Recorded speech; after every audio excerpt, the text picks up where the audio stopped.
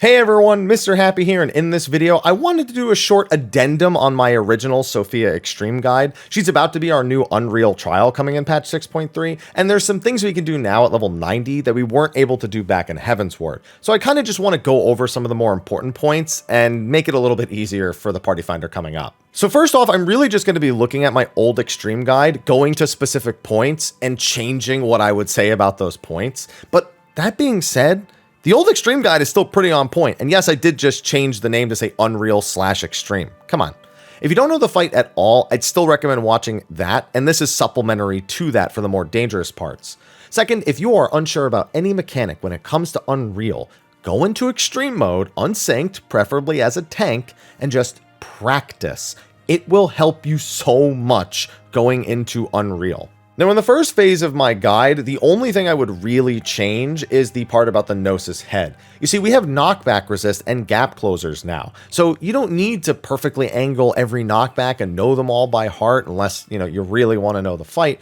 We have a cheat button at this point. In phase 1, when the Gnosis head knockback comes out, just knockback resist it. You should know what the angle is like, maybe take it without knockback resist once, but otherwise, this first one, you can always knockback resist without risking any other mechanic. Speaking of knockback, little piece of advice for the tanks, whenever she's doing her green aura, she's going to follow it up with a tank buster. So A, that's a swap, and B, that has a small knockback. I recommend that if you are the target of her tank buster, that you step into the hitbox as far as you can go, so when you get knocked back, you just get knocked back slightly outside of her hitbox, like you see me doing in the video. For the ads phase, everything I say in my original guide is still pretty much on point. The only thing I want to make specific note of is on the first Demiurge. It has an attack it does at about 50% called Infusion. It marks a random DPS, and then the rest of the team is supposed to stand between them and the boss in order to reduce the damage. Tank stands in front because the first person hit is going to take more damage than everyone else, and you just don't stand to the side or you'll actually get knocked to the side like you see here. Honestly, what we did in the Party Finder back in the day and what I expect Party Finder to do now is that player stands off on their own, eats it on their own, and dies. Fortunately for you, in this phase, when you take lethal damage, you don't actually die. You become a zombie and you start attacking your allies, but you never actually get KO'd. So your party might have to heal up from some autos that you're hitting them with, and they're going to have to kite you around when you're doing the transition phase, but that's just how most people did it to eliminate any issues at all, and I expect that's going to stay the same. Now, going into the second phase, most of the things I talk about in the original guide are pretty much on point still. You might see slight changes in positioning to the way people do it now, especially with like the Quasar Meteor baits or maybe with the boss positioning, but the general idea still all works. The big thing I want to talk about are the knockbacks. When Quasar is cast, all but 2 times in this phase, the arena is going to have meteors along the outside, and that's going to determine a tilt. This is the most important thing for you to know, and in my original guide, I cover it in great detail. That being said, I want to talk about 2 things, the only 2 things you need to know to do the arena tilts correctly. Rule number 1. Always stand on the opposite side of the arena from a blue meteor. Before you even worry about trying to figure out whether it's a short knockback or a long knockback, if you see a blue meteor, go to the other side of the room. If you're not sure on the short or long knockback, go all the way to the wall and just make sure you dodge any other AoEs that might be hitting you. That being said, you do need to know the short or long knockback for some of the knockback patterns to avoid taking damage and getting a vuln stack. So, how do you do that? Rule number 2, the rule of counting the meteors. If there is an even number of meteors, it is always going to be a long knockback. If there are an odd number of meteors, then there's always going to be a short knockback. So we used to try to figure out like the weight of the meteors and stuff and all values that you don't need to do any of that. Just do that little counting trick and get to the opposite side from the blue one, and that's it. You've solved the whole mechanic. That being said, again, we have knockback resist, we have gap closers, and we can abuse them during these phases because your knockback resist works on the arena tilt. That is, of course, unless they change it in Unreal, but I would be shocked to see them do that. Now, if you have okay-ish DPS, when she goes to do the arena tilt, she's going to disappear and do a half-room AoE on either the north or south side. You can just knockback resist this one, as you won't need it for anything in the immediate future. I say if you have okay-ish DPS, because if you have low DPS, she can actually do 2 back-to-back Quasars here, and they're not really that much different from each other. One of them has no AoE, and one of them has an AoE. So I would still say use your first knockback resist when she actually disappears in case your DPS is low.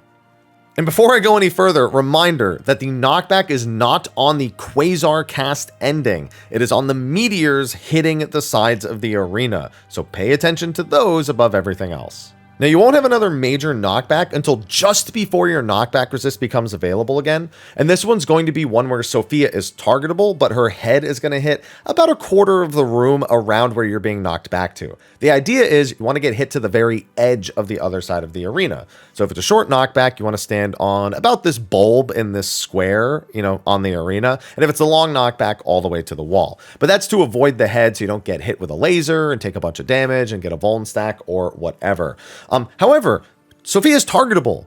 You can just use a gap closer if you have one. So jobs with gap closers, or if you're a job that has a backflip or something that allows you to just negate movement, then use it here. Just don't use your actual knockback resist. It should be on cooldown here, but I wouldn't recommend using it here anyway. If you are a job like most of the healers or machinists and you have no movement, you just got to learn to do it legitimately. Maybe give yourself a shield in case you screw it up. And honestly, if you don't know what you're doing, I'd say take the laser to the face instead of going off the edge. So that's your best option. However, not too long after that will be a Quasar where Sophia is completely untargetable and there's 2 AoEs, one from the head, one from Sophia, and there's a giant section of the arena open. Just knockback resist this one. And this is the only thing you'll be knockback resisting going forward, because this is the technical hardest one. It's got the smallest safe spot of all of the tilts. So this is the one I recommend saving your knockback resist for, and you can see it just makes it so easy. Now, you will have another Gnosis and another Quasar, and even later you'll have another one of those targetable Sophia with the head doing an AoE Quasar arena tilts. Again, you don't want to use knockback resist on any of these. You won't even have it for some of them. Save your knockback resist for the other untargetable one, because again, smallest safe zone. Now that covers my tips about the knockback. I've already mentioned the tank knockback, but there's one other thing that I kind of glaze over in my guide that I think could make things a lot easier for party finders, especially for the way people play and the tools we have nowadays. You see, there's a mechanic where all the tanks and healers and all the DPS are going to get either a dark or a light circle. And you need to stack one dark circle on one light circle before they finish, I guess, kind of compounding into the player. If you have any more than 2 players stacked, or you don't meet the condition of having one of each, then it does an explosion. I think you get infirmity and a vuln stack, and it's really, really not good.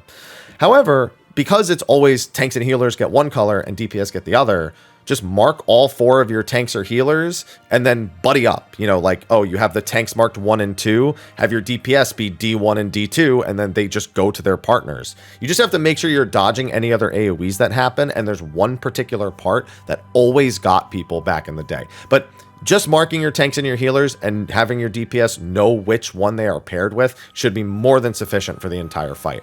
The only part this becomes kind of scary is during the final execute. This is where there's going to be Quasar baited meteors, and then you have to run to the safe spot where there's, one clone that behind them or under them is safe from the Thunder AoE that she chose to do. There's a few things that always get people here. 1, people going to the safe spot too early. Wait for the Quasar cast. Do not go before that, and make sure you are far away from it before that moment. Number 2, there is a tank buster after you get to the safe section of the arena. There's plenty of time after the tank buster to reposition. Do not be the tank that takes that knockback over the edge. Just make sure you're safe from it as soon as you see that green aura. Get in the hitbox, angle yourself, whatever you have to do. Then the last thing is there is a dark and light. So healers, tanks, because I'm making you kind of the anchor points for this, make sure you are safe from the nearby arrow AoEs and you are safely behind or inside of the hitbox for the Thunder AoE that is coming out from the clone. And then your DPS partner can just come to you. And that's going to be a wrap for my, I guess, updated addendum, refresher, or whatever the heck you want to call this thing. I hope you enjoyed it. Be sure to like, favorite, subscribe, and share. And I'll be seeing you on the servers on Tuesday. Until next time, everyone, thank you for watching, and take care.